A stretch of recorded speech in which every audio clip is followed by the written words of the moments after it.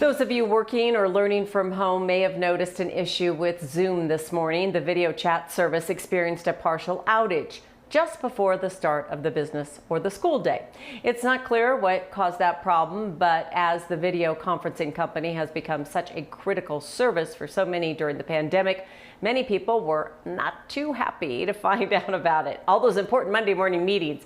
And then there was a major problem for the schools around the country trying to start the fall semester in remote learning. Of course, it would be today, wouldn't it? The two largest districts in the state of Colorado were doing just that, trying to get going. But as 9 News reporter Nelson Garcia now shows us, their experiences turned out to be vastly different. Unable to get token for service account. When you have one 9 News photographer with kids in Jeffco Schools.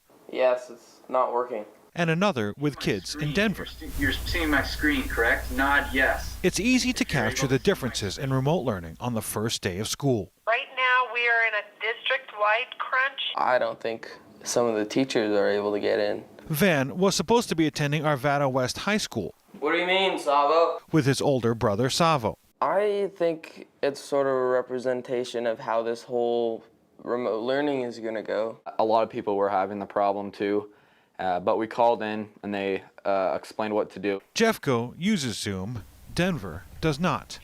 The Zoom outage was a big reason one district had issues starting classes like many schools around the country, according to Metropolitan State University of Denver computer science professor Dr. Steve Beatty. I will say, though, turning it around in 4 hours is pretty impressive, and that in general, Zoom has had 10 times more traffic than it was essentially initially designed for. Beatty says companies like Zoom cannot replicate what it really will be like on the widespread reopening of schools. The stress tests are hard to fake, if you will, but until an event actually happens, it's very difficult to predict all that can go wrong. Or right.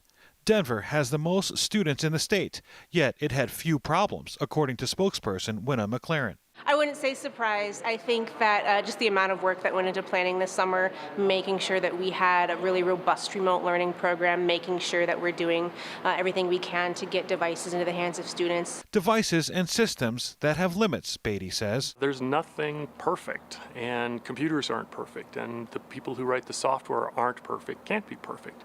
And so there are going to be problems from time to time. Problems, Beatty says, that will be fixed. Everybody okay with that? So kids can just focus on learning. With photojournalists Tom Cole and Anna Hewson, Nelson Garcia, 9 News. It's complicated enough, right? Jeffco Schools Chief Communications Officer Tammy Schiff told Nelson that the problems in the district were not from internal systems. It all stemmed from the outside vendor. She said that each individual school then communicated with its families and worked to resolve any issues. In addition, Jeffco Schools announced that people did hack into school Zoom meetings.